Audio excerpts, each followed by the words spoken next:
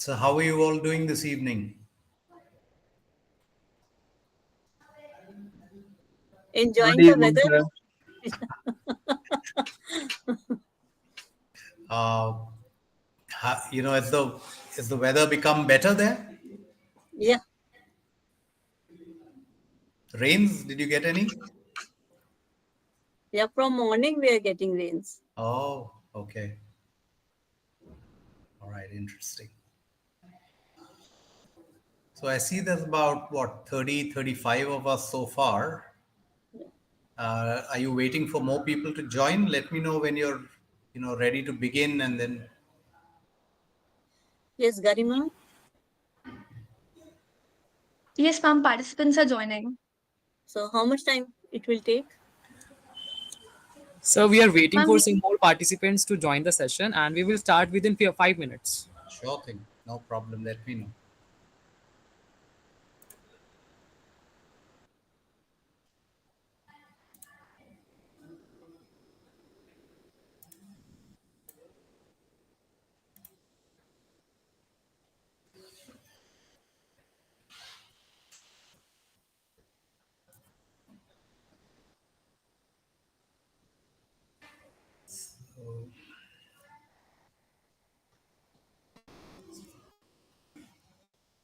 So, in the meantime, while we are waiting, is there somebody who would like to tell me a little more about your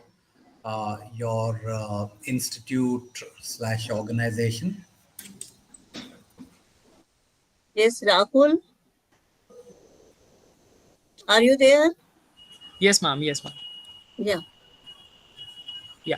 So, sir, basically, we are the ComHub team, Commerce Society of the Alsing Evening College, and Hmm. we are frequently conducting several workshops, sessions, and many more commerce related events for enriching the students before they enter into the corporate world. So we make them boost their skills so that they can, when they will enter into the corporate, they will get replenish their skills and yeah.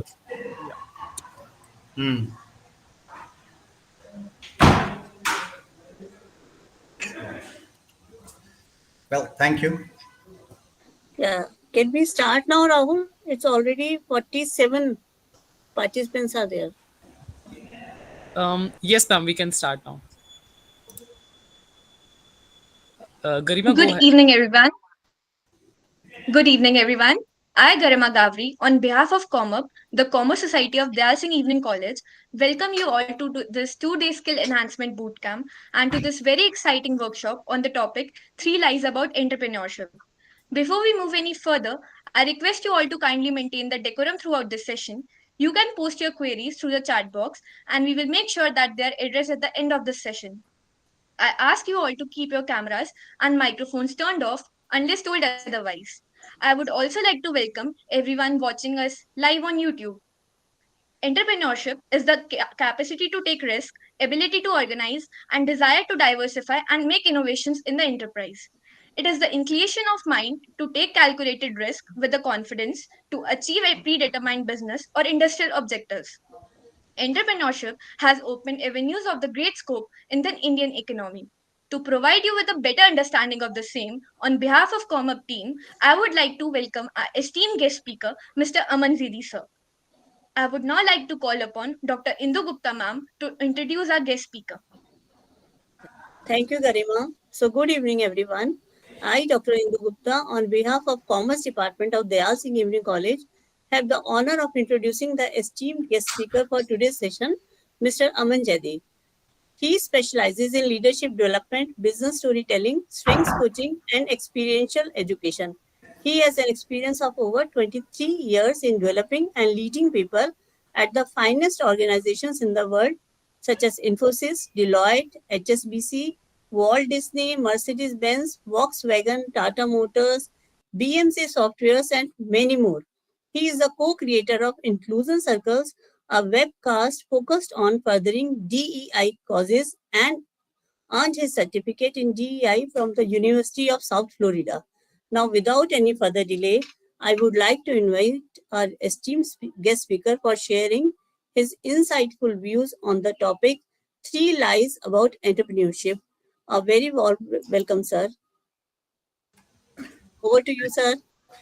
Thanks a lot, Dr. Gupta. Thank you very much. Thanks, Garima. Thanks, Rahul. Thanks, everyone, for you know having me here and being here yourself.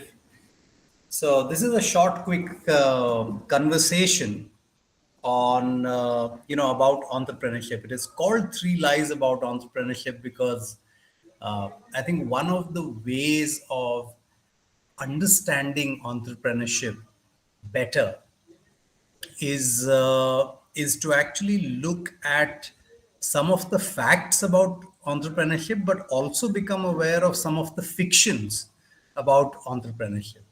And if you are following, if you follow entrepreneurs, you know that about entrepreneurs also there are some facts, but there are also some fictions about entrepreneurs.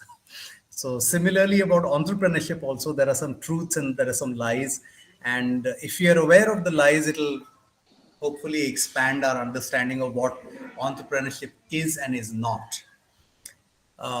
So just before we begin, a question, and I wish that Google Meet had a poll feature. If it had a poll feature, we would have been able to use that. Uh, but maybe now we can use the chat function, and you can put in your comments in chat in answer to this question that I have. The question that I have for you is, how many of you have a desire to be an entrepreneur? You can just say yes or you can say no in the chat.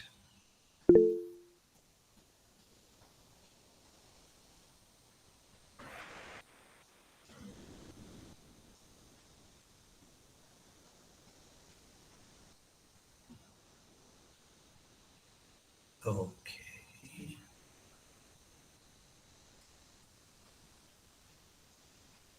So we've got about 50 something people logged in. We have some 6, 7 responses so far.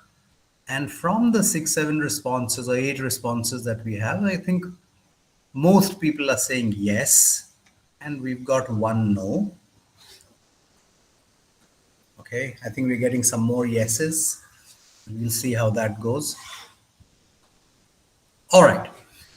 So it seems that a lot of us do want to be entrepreneurs. Next question for us, and if you can write your response to this one in the chat. What is your reason for wanting to be an entrepreneur?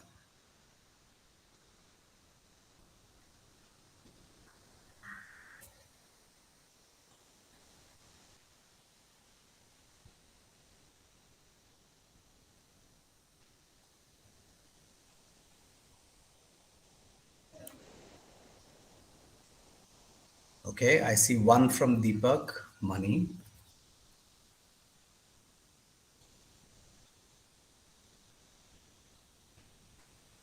I see one from Yash, which is don't want to be a 9 to 5 person. Okay.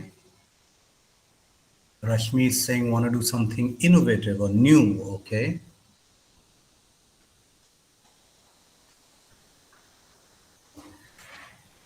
Come on, folks. There's a lot of us on this, on this Google Meet session today, and I'd really be interested in hearing hearing your reasons. If you do want to be an entrepreneur, why is it? What makes you want to be one?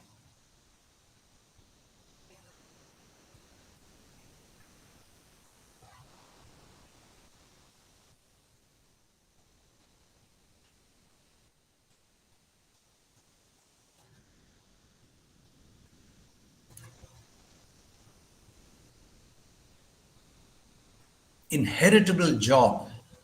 Very interesting. Nikhil. All right. Okay. Is that another way of saying nepotism, Nikhil? Inheritable job?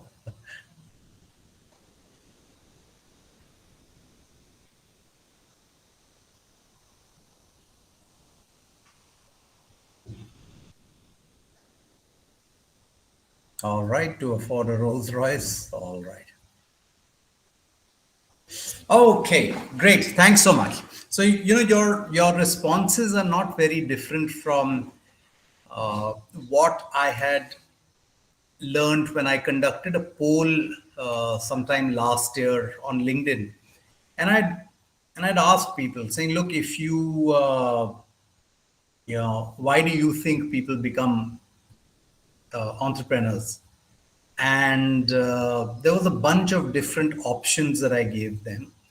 And like you said, if you see these responses in chat, the responses from people on LinkedIn were very similar. They said, I want to be an entrepreneur because I want to be my own boss. I want to have freedom. I don't want to be answerable to somebody else. Some people, so they actually people valued freedom, and their reason to become an entrepreneur was because they valued freedom. Somebody else wanted to create something new and innovative, like Rashmi said. They wanted to create a new product, and that's why they wanted to become entrepreneurs. And of course, some people wanted to make more money, and they thought it would be the route to making a lot of money. That was also the reason. But the interesting thing that I discovered in the poll was that the reason to make more money was the least voted option. Most of the options were more freedom, be my own boss, create something new. And so the first lie about entrepreneurship that people will tell you, they will actually expect, you know, expect you to believe this particular lie. And the first lie is that people become entrepreneurs in order to make money. That is, you know, that's the first lie I want to bust for you. That money is not the only reason to become an entrepreneur. Money is not the only reason why entrepreneurship is attractive to people. It it can be one reason for some people, but if you look at entrepreneurs, if you look at the group of entrepreneurs, and if you go and survey them, like Garima is saying, nurture new talent. That might be her to give back to society. That could be the reason. So a lot of people actually get into entrepreneurship or business for a variety of different reasons. And so I don't want you to become persuaded if you're going into entrepreneurship.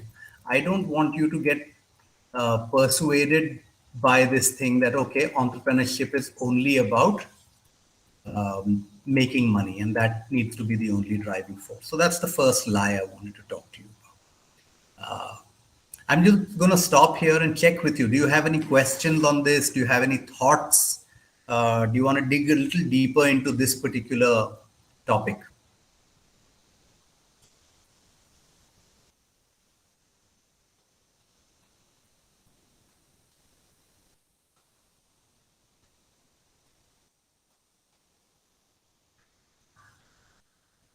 Any questions or thoughts?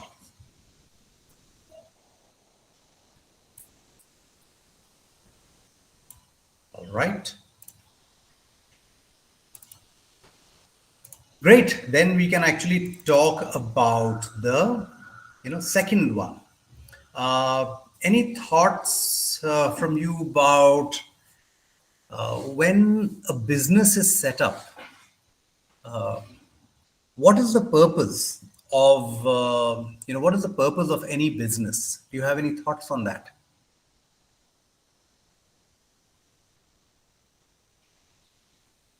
You can unmute yourself and speak also now. You can use chat, you can just unmute, and you can raise your hand if you want to contribute. Just, and remember this, I'm trying to make this a conversation rather than a one-way download. So please feel free to share. Why do you think any business is set up? Why does a business exist? Does it have a purpose?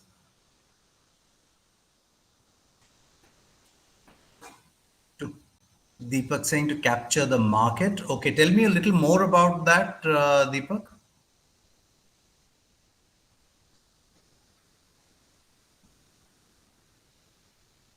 You can unmute and also share if you want to.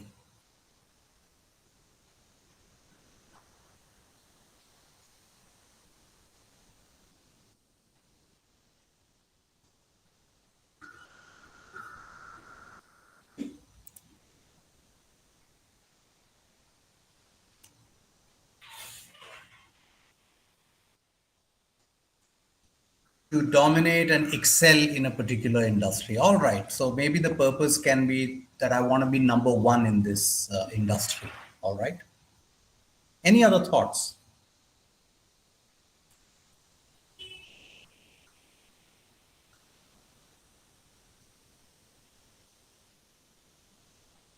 We don't have to work under pressure, market stability.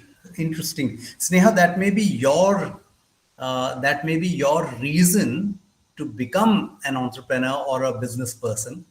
But what will be the purpose of your business, of your organization, the company that you start? What will be its purpose? For example, let me make this a little clearer. The purpose of my company is to help human beings discover better performance. Everything I do, whenever I work with a human being, or if I work with an organization which has human beings, my company is essentially helping human beings and companies do better, perform better, grow, learn. So the purpose of my business is to cause growth and learning. So what could be, so like Priyanshu says, create value for people, and that value can be different things. So I'm bringing, let's say, professional value to people. uh, Somebody else can, yeah, Sneha's saying fulfill the wants of customer. Abhishek is saying wealth creation for whom, Abhishek? For you as the owner or for your customers?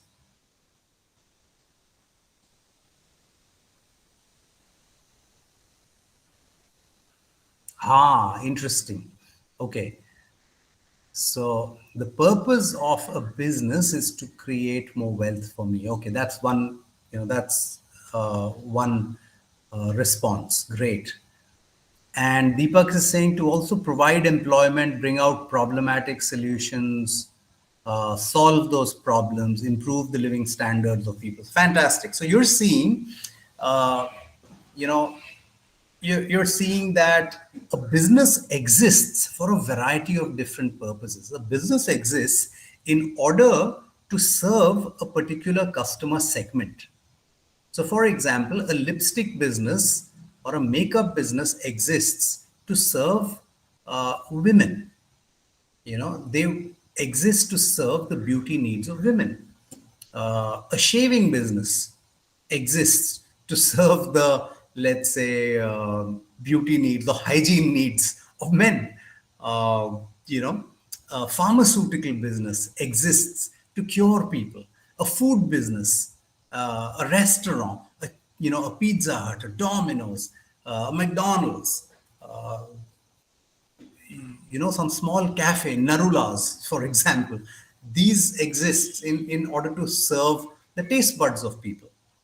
So a business exists to serve the needs that the customer will have. Money, wealth for us as the business owner is a byproduct. The purpose of the business is not to make me wealthy. The purpose of the business is to serve my customers. If I serve my customers well, consistently, then money happens as the end product of that service. Yeah, that's the other thing that a lot of people will like to tell you. There are economists. There's this economist, and you if you've not already studied this, you will probably be studying this. So there's this Milton Friedman, an economist that you may have heard of, and one of the things that he was proposing was that the purpose of business is to make money.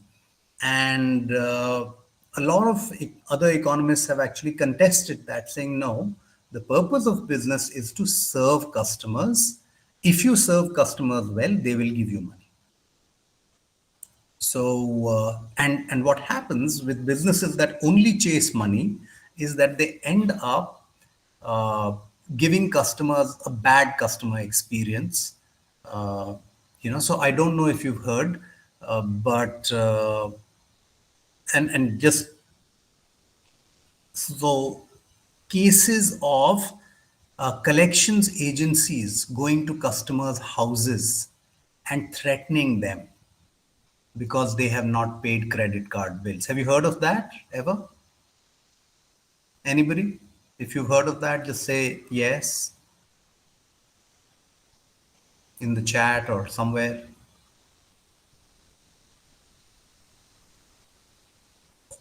Or you may have heard of insurance agencies not fulfilling the health claim of somebody, right? I mean, somebody had to go to hospital, somebody's relative had to go to hospital, but the insurance company is not paying the money, or they're paying part of the money, and it's causing problems to the customer.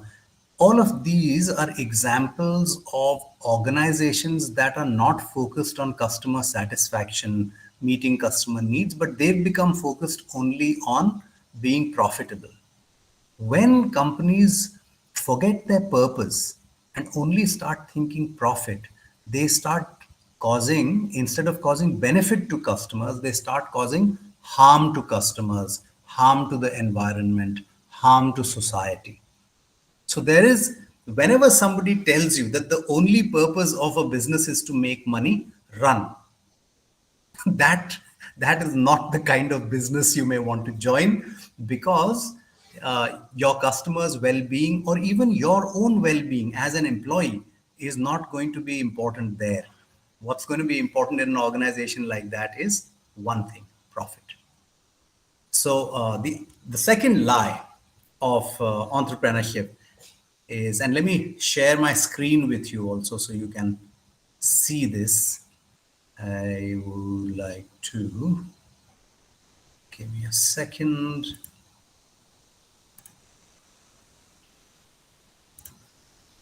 Yes.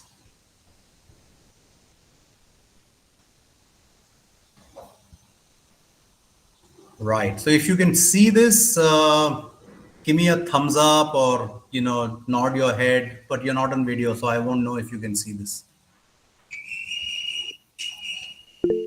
Okay, I'm seeing a couple of thumbs ups and all that. Okay, great. So you can see this. So first lie, you can see people become entrepreneurs to make money. Not universally true. Some do, but bunch of other reasons. Making money is the sole purpose of any business. Again, second lie, not true.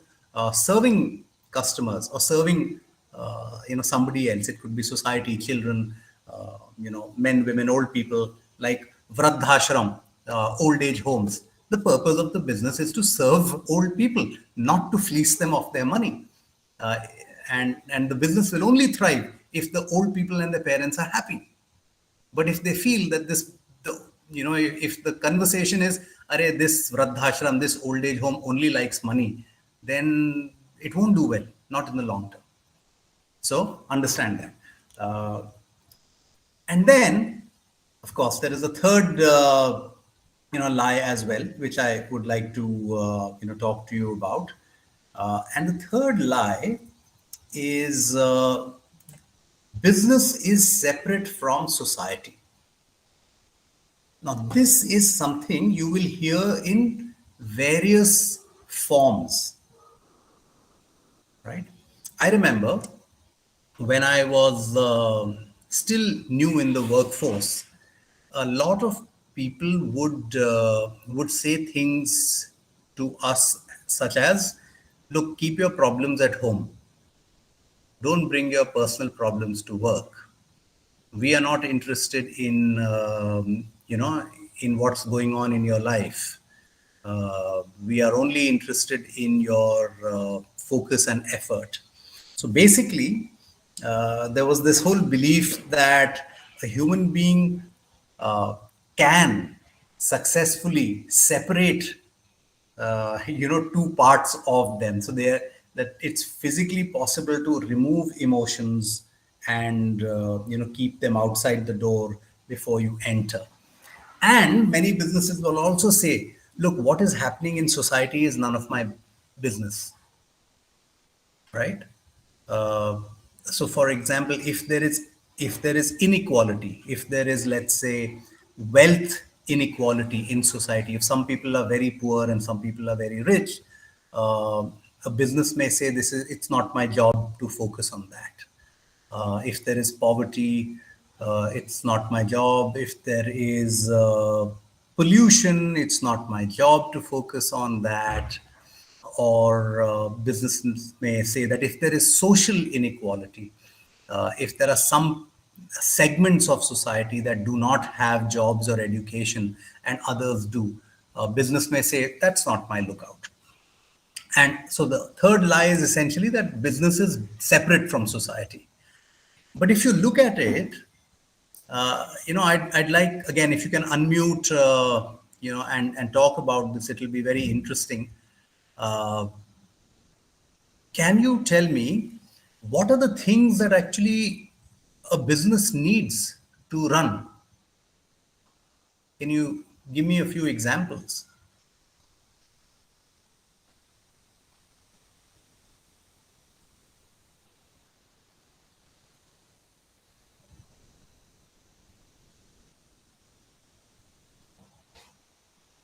Anybody?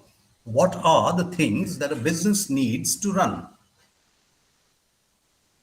Okay, money, public support, manpower,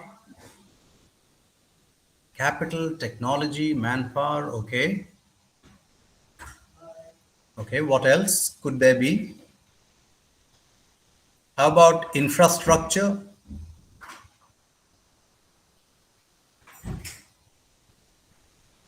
Okay. Market. Neha, what you're calling market, what does that mean? Does that mean customers? Do you mean lots of paying customers? Yeah, absolutely.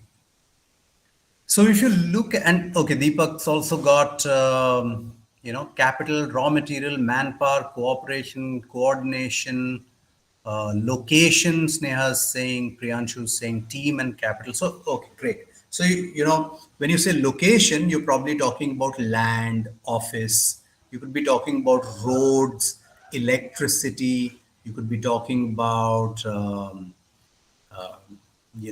transportation systems. You're talking about manpower and teams. You're talking about customers. So if you see, so many things are actually required for it to operate and succeed. Now, what are all these things part of? Are these things part of are these things part of society or not?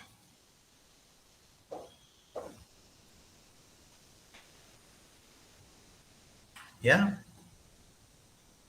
right. Land is owned by society, right? The community, us, a nation. So if you look at India, all of us together, right? We are the owners of this land, the trees, the atmosphere. All of this collectively belongs to the Indian community. When a business says that I want to set up a factory or an office, it takes land from the Indian community, from the society, and it takes manpower from society and it sells to Indian society. So it's taking resources, taking money, taking electricity. Can it therefore say that I am separate from society and I am not responsible for what happens to people, what happens to rivers, what happens to the air? Can a business say this?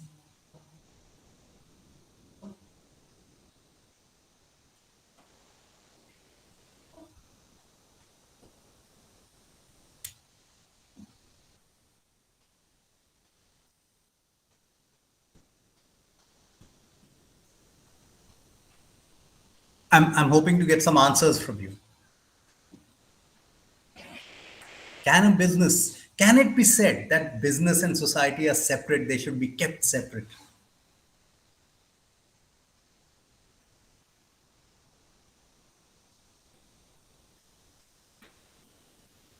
Yeah.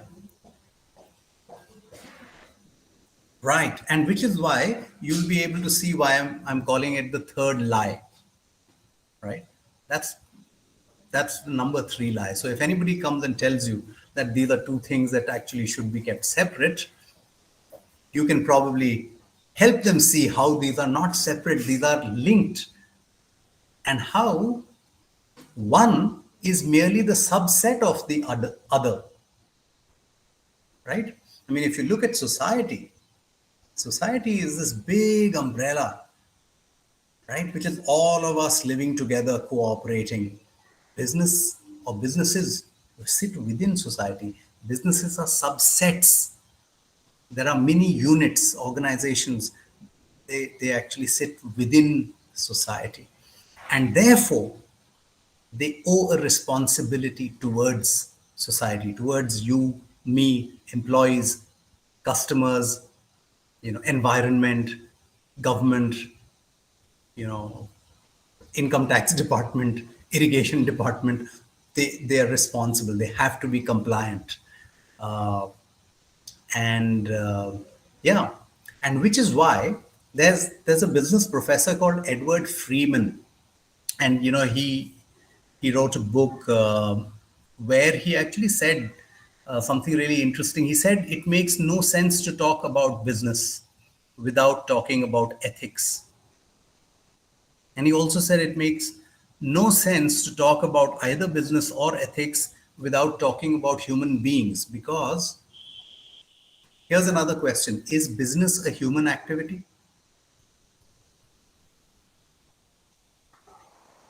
Is business a technology activity? Is it a commercial activity? Is it an economic activity? Is it a human activity?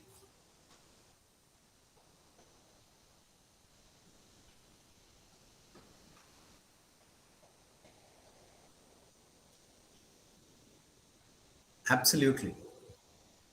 And you can ask yourself the same question: is economics a human activity?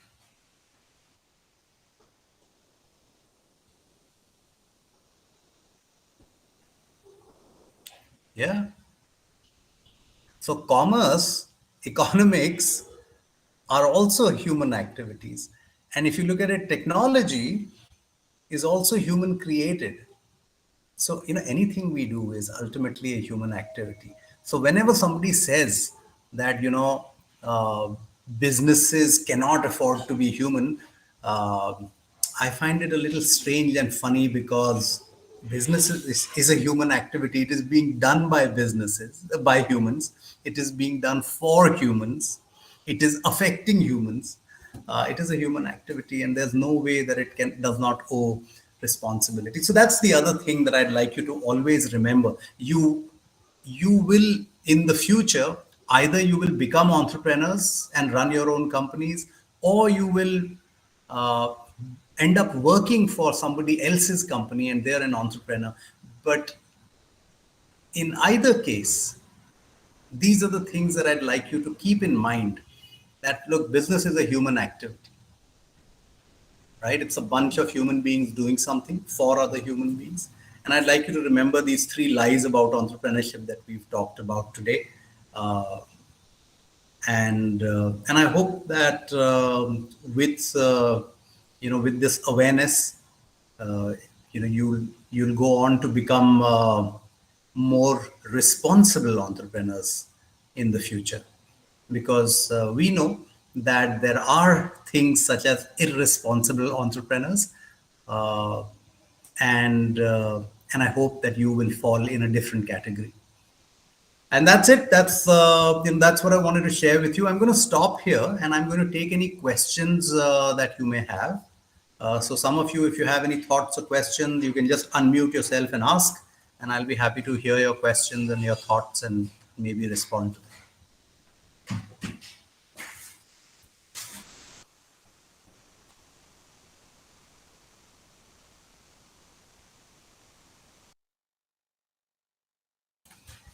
Garima, is this usually such a quiet group? Dr. Gupta, is this, is this generally a quiet scene, or is it just on Google Meet people are quiet? No, Yes, sir. No, sir. No, sir. Right. Okay, good. So, that's kind of about it. That's all I had for you. So thank you very much for joining in, sitting in, and participating. Uh, I'm done. Thanks. Thank you so much, sir, for this enormously illuminating session. Now the attendees are requested to put forward the queries in the chat box.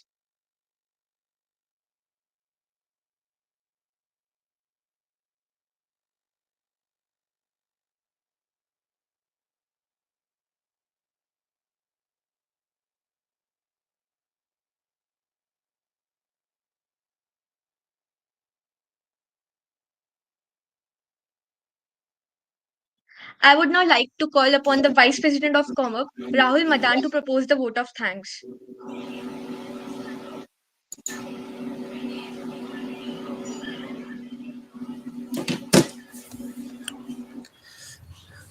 Thank you so much, Garima, for inviting me. And a very good evening, everyone. On behalf of ComHub team and everyone in the presence, I, Rahul Madan, would like to appreciate Mr. Aman Zaidi, sir, for this extremely informative session. Thank you so much, sir, for all the insightful information you shared with us today. This session surely helped each one of us to understand the topic in a much better way, which will surely help of us in the future endeavors. We all feel delighted to have you here in the today's session. Once again, a many thanks to our esteemed guest speaker and to everyone for joining us today. Thank you so much, sir. Thank you, sir. Thank you so much, sir. Thanks so much for Once having again, me. a big Once again, a big thanks and appreciation to Mr. Aman Zedi sir for such an insightful session. With this, we have come to the end of this 2 day skill enhancement bootcamp. We hope that the workshop conducted over the entirety of these 2 days gave much information and insight on the trending topics. We hope that all the attendees have learned and gained knowledgeable inputs from our experienced and trained professionals. The ComUp team and the staff of our commerce department is extremely grateful to all the guest speakers, our principal sir, the teacher coordinators, and the diligent students who have successfully completed this bootcamp. A quiz will be shared with all the participants of the bootcamp. The attendees must attend the quiz, which will be based on all the 4 workshops conducted in the bootcamp. In order to receive the certificates, the deadline to complete the quiz will be 5 p.m. on 25th of March. The link for the feedback form will be shared with the attendees. You're requested to fill the forms. Furthermore, a heartfelt appreciation to all the teachers and attendees for joining this incredible session. Thank you everyone for joining. Have a great evening.